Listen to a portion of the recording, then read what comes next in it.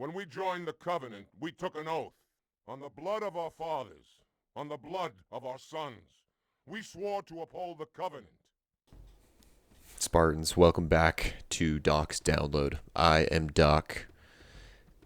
I really appreciate all the support, likes, comments, subscribers. It means the world. Thank you so much for just interacting and having a good time with it. I love sharing my passion and I love making these videos. They've been a little few and far between the last month or so. Life will do life things. But we just keep moving and grooving and doing what we can to put one foot in front of the other. I hope everybody had a Merry Christmas and a Happy New Year. I'm super excited for what we've got in store for the year. We've got Halo Fest coming up at the end of the year, which I'm really excited about. And we might even be doing a giveaway on the channel. I started the Spartan 2 training program. That's why you'll chop that shit real quick. But I am just grateful for all the support. It means a lot, and I'm so happy that I can share my passion. Today's video is going to be a fun one. It is possibly a little bit more of a juicy video. We might have a lot to cover. Some parts I'll cover a lot of, some parts I won't cover too much of. That's just kind of how it goes. I won't probably get everything, but I am going to get the things that I think are most important to the topic. So let's strap in and let's dive, Spartans. Alright, Spartans, today's video, what is the Covenant? We are going to do a dive on the Covenant itself. What it is, what they're about, who started it, their purpose, how they're led, who leads them, and why they are at war with humans, and we will go into many questions here today. And the first one, obviously, what is the Covenant? The Covenant is a religious conglomeration of several different species. They are comprised of the Sanshayum, the Sangeli, Jiralhane, Letgolo, Kigyar Ungoi, and a few others. There are billions upon billions of members, although they weren't all super stoked to join. Most of them were in 1,000-year-long wars where they were being forced, killed, and willed into submission. Some wanted to join for power and glory, but others were again being exterminated until they joined. Some of them serve higher callings than others, of course, but we will go into that. The Covenant is on the great journey. What they're trying to do is transcend with their gods, the Forerunners, by finding the holy halo rings and igniting them. Although it isn't quite that simple, because as we have found out, the halo rings weren't some kind of transcendence, it was a death sentence, but we'll go into that here in a moment. So now we have an understanding of kind of what the Covenant is in a very basic way. Who started the Covenant? The Sanshayum are the creators of the Covenant. They found a Forerunner dreadnought, which we know and we have seen, called the Anodyne Spirit. They found it on their homeworld of Jandrakom. They started to worship this machine, this ship, and many of them wanted to do just that. Worship, don't touch, and just revere the artifacts that they would find along with the Forerunner dreadnought. Although there were another portion of the population called the Reformists.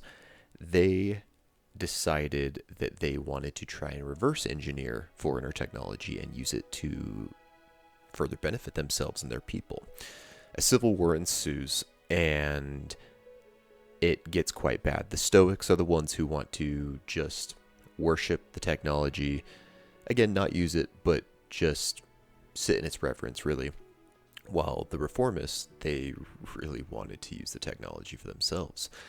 They were able to activate the Anodyne Spirit, and as it begins to take off from their home world, it breaks off a massive piece of rock from the planet, which would later be the main foundation of the holy city, High Charity, which is where they actually park the Anodyne Spirit, and it is used as its main source of energy.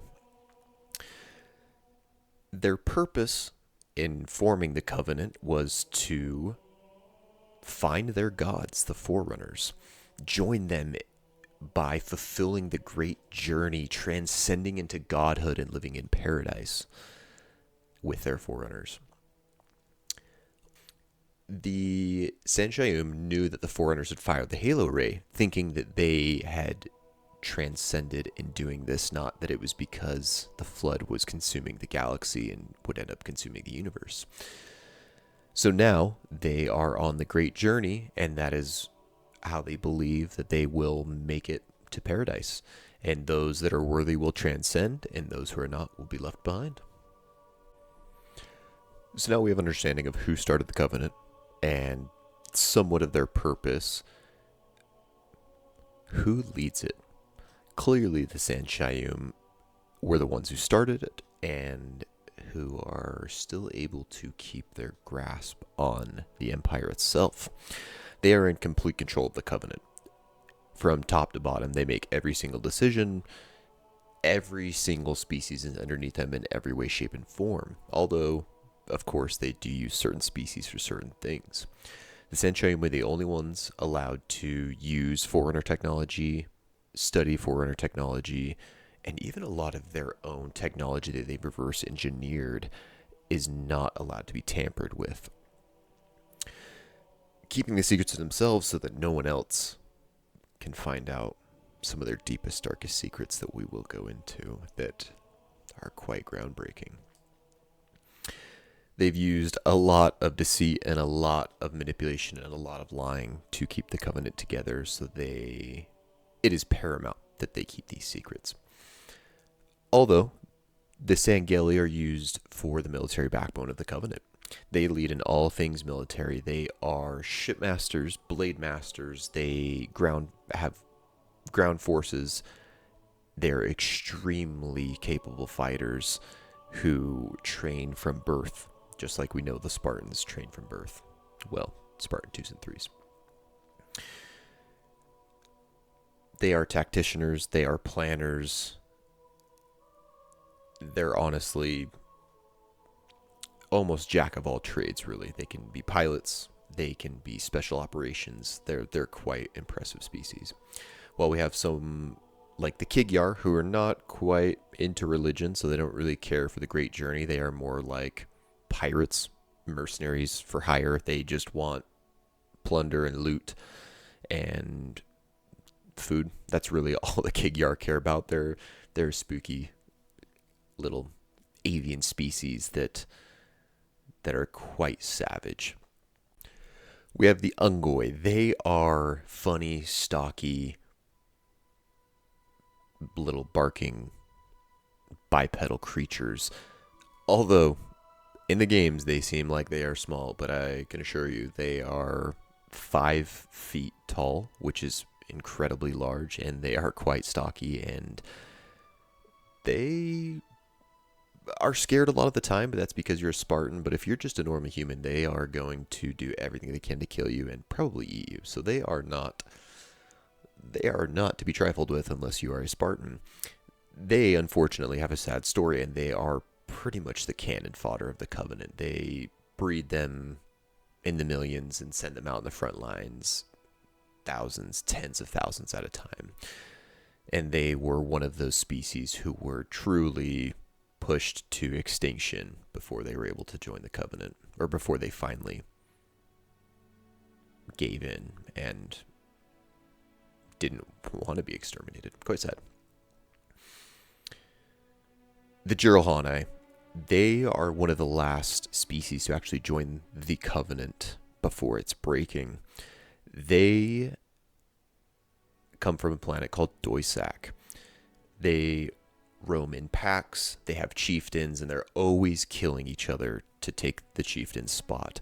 There's many different packs. They are extremely brutal brutes. They are extremely savage. They are a very emotionally reactive species where if someone challenges you, it is just fight to the death kind of right then and there.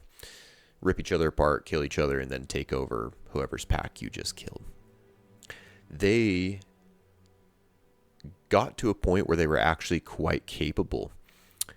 Unfortunately, because of their short tempers, they ended up nuking each other, the packs, into almost a Stone Age again, where they went from a technologically advanced society, all things considered, to truly back to axes, spears. I mean, they went from being able to have decent technology to really having none, and then that's when the Covenant kind of came in and saved them. They are used for really the heavy lifting of the Covenant, where they are just sent in, and the bloodlust and the rage really is what takes over.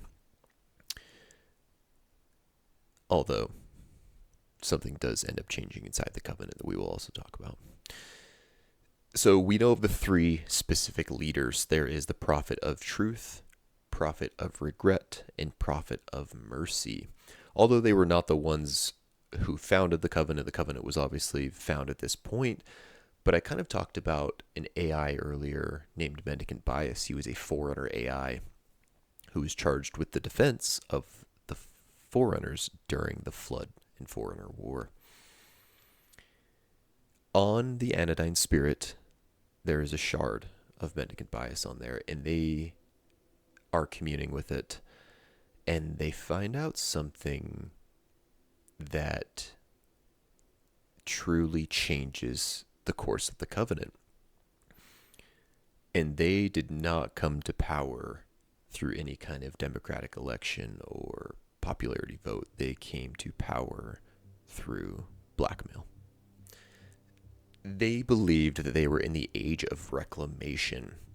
They had deciphered some Forerunner relics, and they believed that the Forerunner glyph that they had deciphered said reclamation, when in reality it had said reclaimer. On this ship, there was the fragment of the Forerunner AI Mendicant Bias, who actually turned against his makers and helped the Flood. Mendicant Bias knew that he had to right his wrongs, so he was wanting to make amends, and he let them know that they had misdeciphered this relic and that it actually said Reclaimer, which we know of the Reclaimers, humans. They learned through the Forerunner AI, Mendicant Bias, again, who was charged with the defense of the Forerunners against the Flood, but ended up actually defecting and helping the Flood try and kill, consume, destroy the Forerunners. Aboard the Anodyne Spirit, Mendicant Bias reveals that humans are actually the inheritors of all the Forerunners have created. They are the Reclaimers. They are the inheritors of the mantle of responsibility set forth by the Forerunners. So that kind of changes everything, because as of right now, the Covenant believed that they were in the age of reclamation. They believed that they were the ones to inherit everything that the Forerunners had done, created, the technology, the worlds, the power. So finding this out, this truly changed everything. It was a world-breaking revelation. Once they found this out, it must be kept a secret or the Covenant would crumble then and there. The three, there was technically two, of the Sanshayum with one of their underlings aboard the Anodyne Spirit realized that they had to do everything they could to keep this a secret, but they realized that they could use this and gain power. And within very little time, there was the now new big three. We had mercy, we had regret, and we had truth. They knew that they needed to exterminate humans at all costs. So I believe it was around the year 2525 is when they began their crusade truly against the humans, just glassing world after world, slaughtering any and all humans, which was really interesting because Sangheili couldn't use foreigner technology, Sanshayum couldn't really use foreigner technology except for when it was reverse engineered. But we know that the Master Chief, Spartan 117, upon finding Alpha Halo, is able to use the technology almost as if he has used it before, or he's been there before in some way, shape, or form.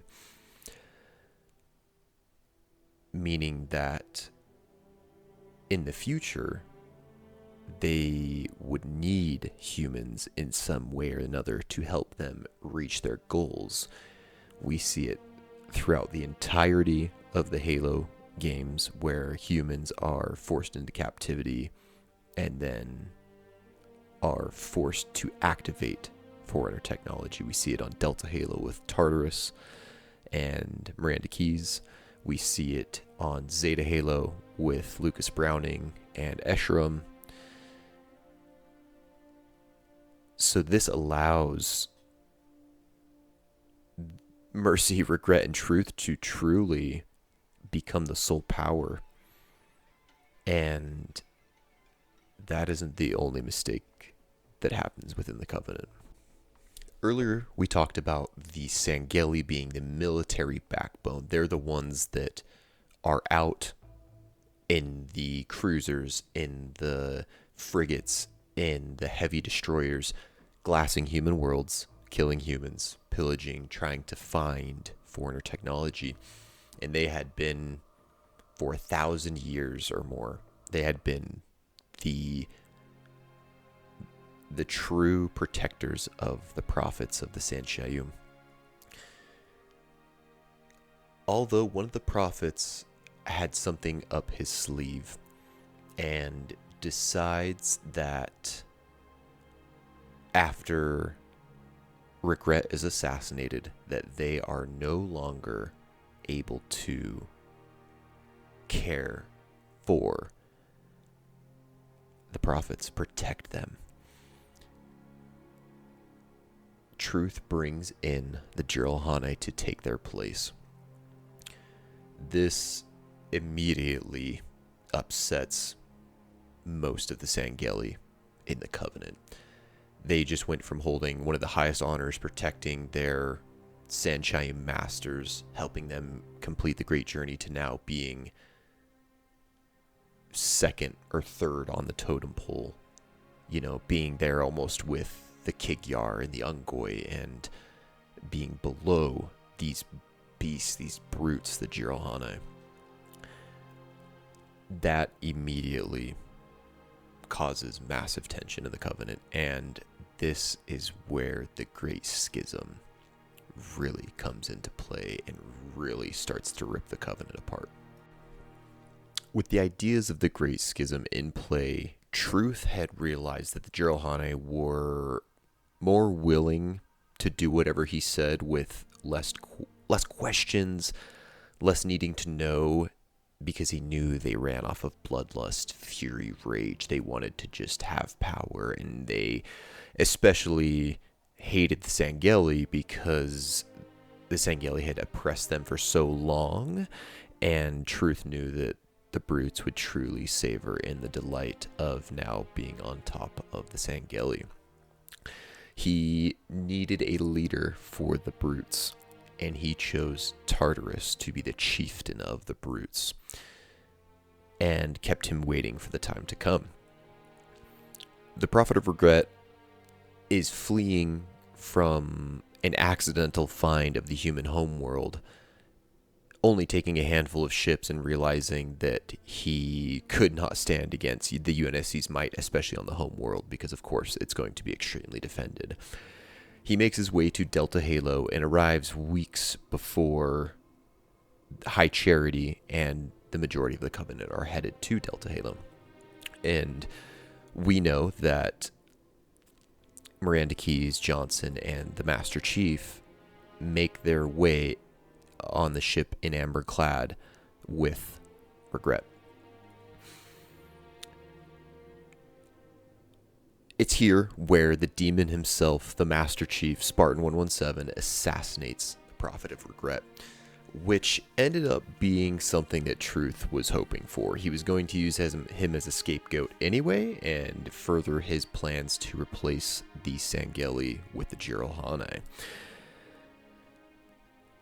Once this happens, that is when Truth starts to replace them. He orders the Sangheili to step down, give over their ships, their fleets, their honor guard, armor, weapons, anything that Truth saw unfit for the Sangheili to be in possession of anymore, or what they should not have.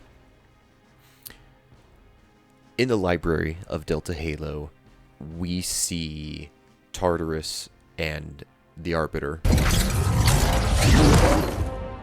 Excellent work, Arbiter. The Hierarchs will be pleased. Nikon is my responsibility. Was your responsibility. Now it is mine. A bloody fate awaits you and the rest of your incompetent race. And I, Tartarus, chieftain of the brutes, will send you to it.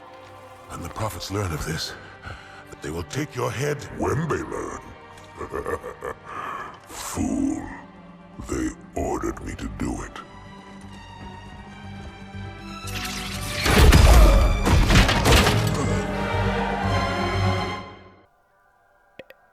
Hoping that he kills the Arbiter at that point. At the same time, there were also different executions and assassinations of many Sangheili leaders, counselors, and anybody who still was faithful to the elites being that military backbone. Word spreads of these murders and executions almost immediately throughout the Covenant, and this is where things really get set off. Truth actually sends out an order to exterminate the Sangheili species on sight, and the Great Schism begins. It truly begins when Tartarus shocks Arbiter with the Fist of Rukt into that pit, and it only just gets worse from there. We see fighting in High Charity, outside of High Charity. The ships just immediately start just annihilating each other. And this is exactly what was going to happen, whether Truth wanted it or not. He had his plan, and now he knew that he needed to leave High Charity immediately. So he jumps on the Anodyne Spirit with Master Chief on his tail and leaves the Prophet of Truth to die to the Flood the Prophet of Mercy to die to the Flood, because he knows that he is now the ultimate leader of the Covenant. And we know that Truth takes the Anodyne Spirit to Earth to find whatever is there to help him start the great journey. Alright, Spartans, I hope you enjoyed the video. I loved talking about this more than I actually thought I would. It is just really cool to dive into some of these stories about the Covenant and their formation, and the rock, the foundation of High Charity. That is something that I always think is just so cool, because it is such an interesting and incredibly fascinating floating mobile command center for the Covenant. And it was fun to talk about the Great Schism. I mean, it was something they had been planning for longer than you'd think. It wasn't just kind of something off the cuff. But I hope you enjoyed it. Let me know if you have any other questions, or if there's anything that, you know, really caught your interest in this video, or something that maybe I could talk about in a future video. Again, I hope I went into enough detail in certain parts. Maybe I didn't in others, but that's okay. That's just kind of the name of the game. It's kind of fun to talk about certain things in depth, and then I get to go back at some point and talk about some of these other things and have a little bit more fun with them. But I enjoy this. Thank you for giving me the opportunity to do this. I'm so grateful to just be able to talk about my passions and just make these videos and love every second of it. So again, thank you so much for being here on Docs Download. Thank you for the support. Again, it means the world, and we'll see you here soon, Spartans. Thank you.